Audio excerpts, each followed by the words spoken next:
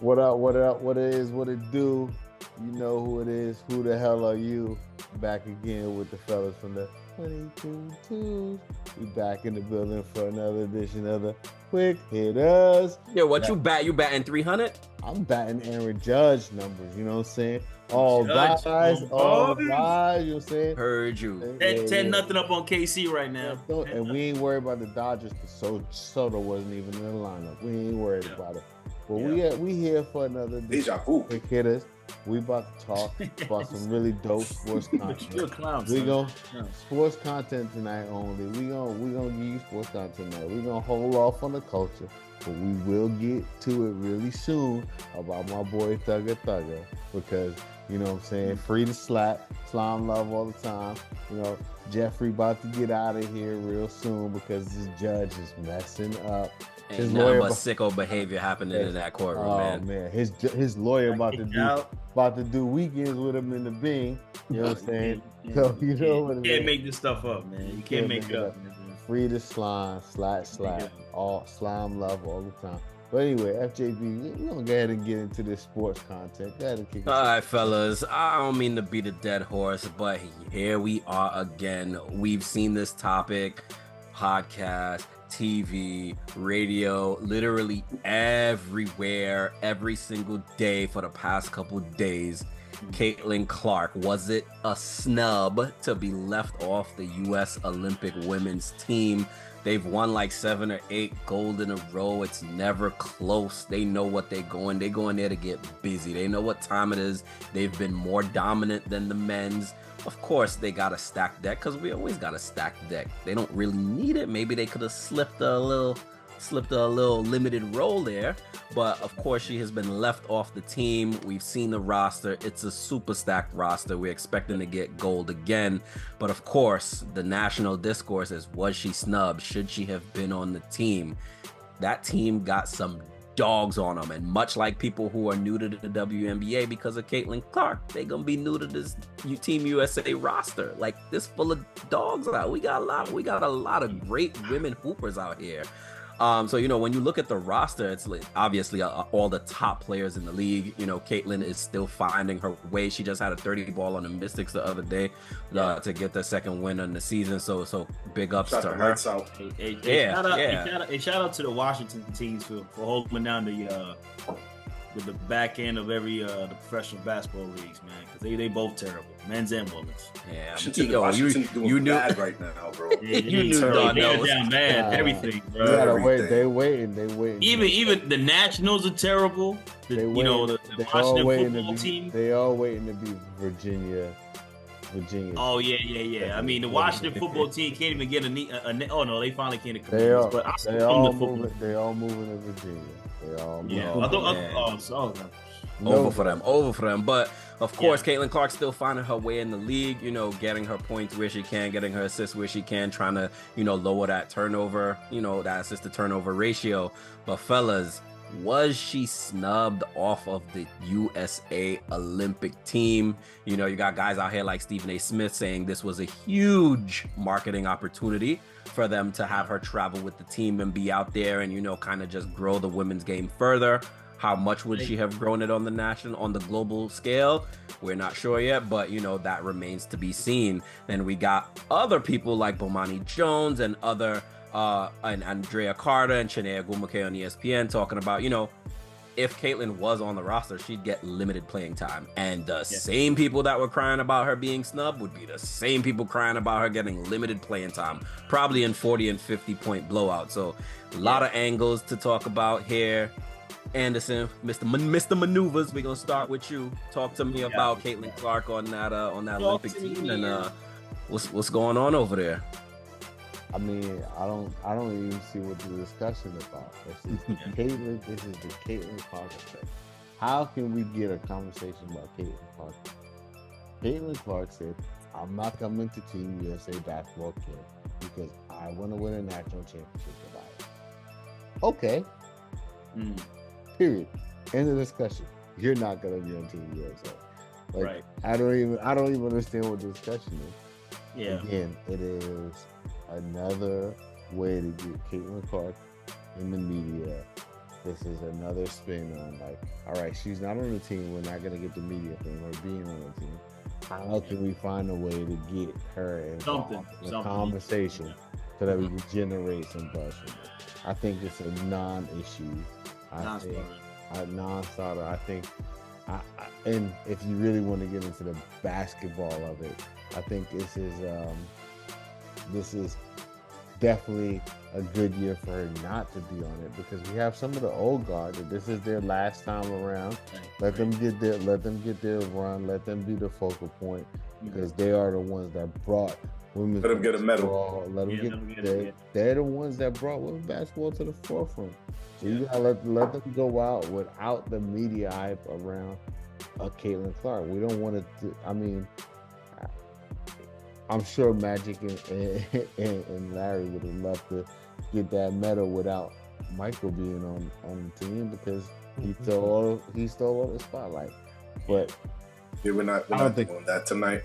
We're gonna leave to the side. No Michael slander tonight. There's no Michael slander. That was a nod to just making sure you behave yourself. That's it. That was a nod to MJ that he stole the spotlight. Reel him in. He stole the spotlight from Magic and Larry. But like, it's a non-conversation. Rightfully so. It's a non-conversation. Caitlin decided, she made a decision, and she left off the team. Leave it at that. All right, Darnell, I'm gonna let you get on your soapbox real quick, because you're the number one guy in here talking about how young the WNBA is and how we're living in a microwave society, and they kind of want to compare themselves to the NBA right now. And it's not apples to apples. NBA, they've been tried over and over again. They went through the drug era, they went through post Magic and Bird era, then they went to Jordan, and they were trying to find the next Jordan, and we had Kobe and LeBron ushered in. Now we're trying to find a new face of the NBA.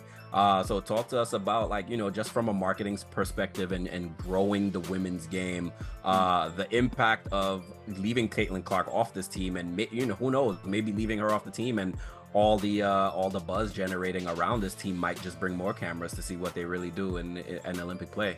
It's it's one of those things, like, we have to really. I think the only equation we could say to this you gotta go macro with this one. You can't go micro. The micro concept of this is she got left off the team.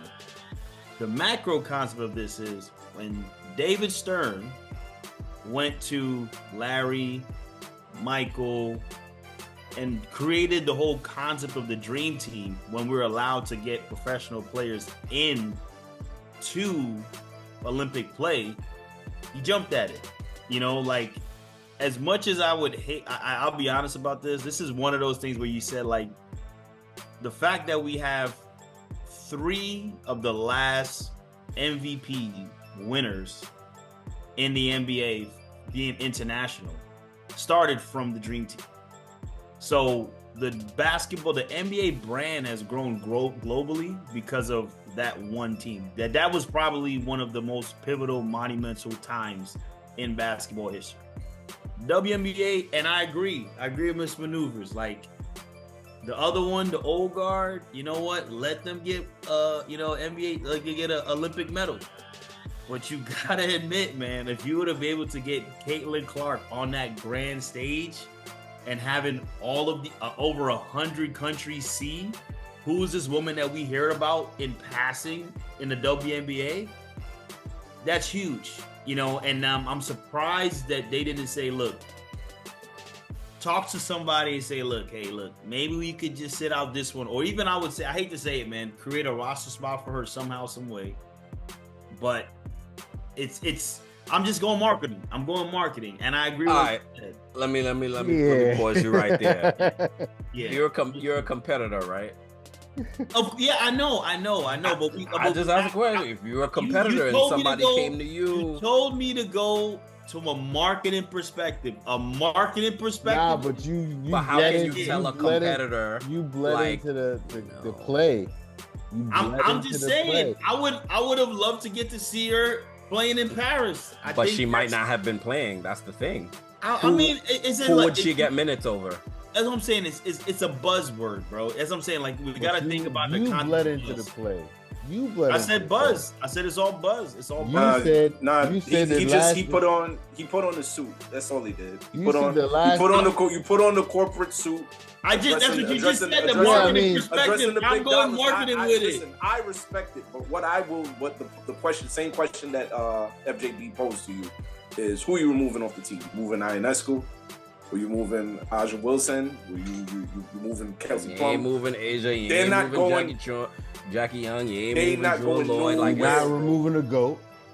Not taking removing any of them off of the team. So the question becomes, okay, where would she find playing time? Where does she fit in? And that's where we all have issue with what you said, because you bled into it when you said no. But we have Mr. Maneuver. We have an issue with what Stephen A. said. Yeah. Because Stephen A. is the one that said, "Oh, she's the marketing." Listen, God bless, love Stephen A. He's somebody who helped a lot of people of color, a lot of people to be able to be put on ESPN. But at this point, he is the hot topic guy. He's the trending guy on Twitter. Like, he just says things to be able to get there. He don't even believe half of the stuff that he says. So you need to shut up and make some drums. So it's like Stephen A. is not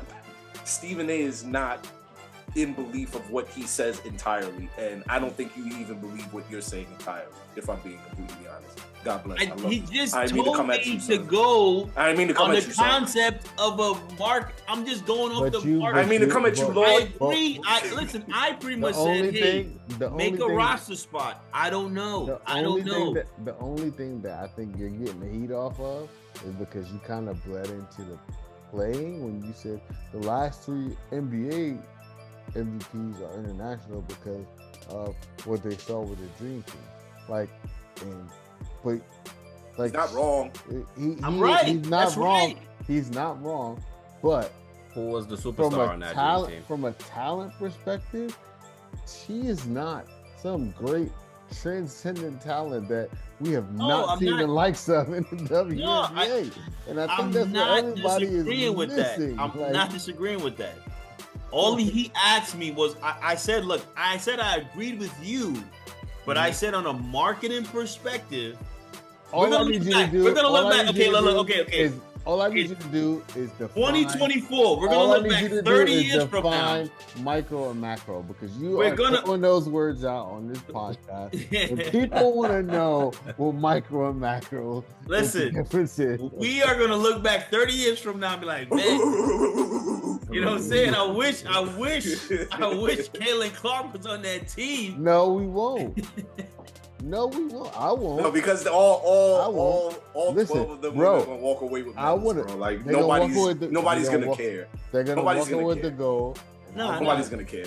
I want my female goat, the white mamba, go out on top. To go out on top. There is. But she already got how many? I don't care. I want her to get everything she got like 7, right? Want and deserve.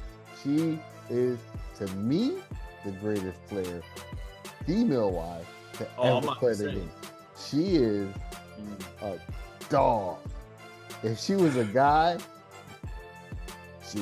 but anyway, I got that. That's just,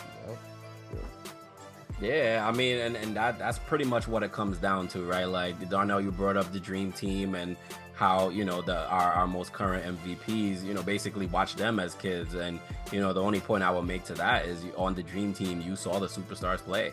And that's the issue here is we have a lot of WNBA veterans that are going to take up majority of the minutes. And to the point I alluded to earlier, it's one thing if she doesn't make the team. It's another thing if she makes the team and plays 5 minutes a game. Then you're going to have people crying about why isn't she playing more? Especially if a lot of these games are expected to be blowouts, right? It's going to be 30 points by halftime, 40 points by the end of the third quarter. You're going to kind of want to see her the whole fourth. And, Team USA is a team sport, right? Like, you got guys like Carmelo Anthony showing out, being being a superstar in their role. Dwayne Wade being a superstar in his role. People watch Caitlin Clark to do her, and she's not gonna be able to play that same way on Team USA that she's playing right now. And to interject on your point, Carmelo Anthony had to change the way that he played for Team USA and become more of a spot. And he said it. But I would say the European and the FIBA style they will be playing does kind of lend into how Caitlin plays. So. Hold on, wait a second. Now you're digging yourself into a hole. You were talking about every woman on Team USA has 100 times more international experience than Caitlin Clark, bro. But D, you were good. You were good when you said it was the money. It was the money. All right, listen. I'm throwing some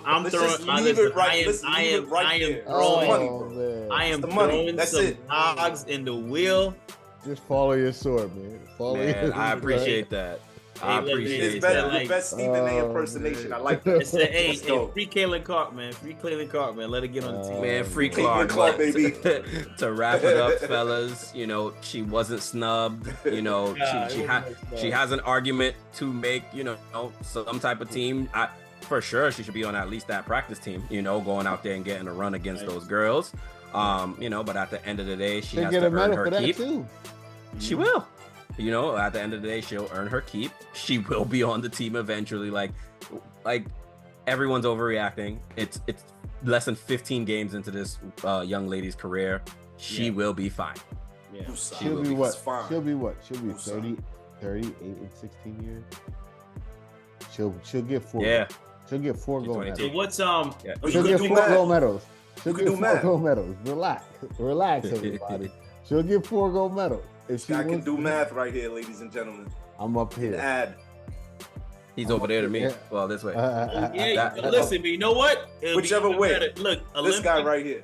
Olympics. Don't say anything anymore. Olympics 2028. Don't say anything. LA, anymore. baby. Don't say anything. Caitlin Clark show comes to LA in Olympics 2028.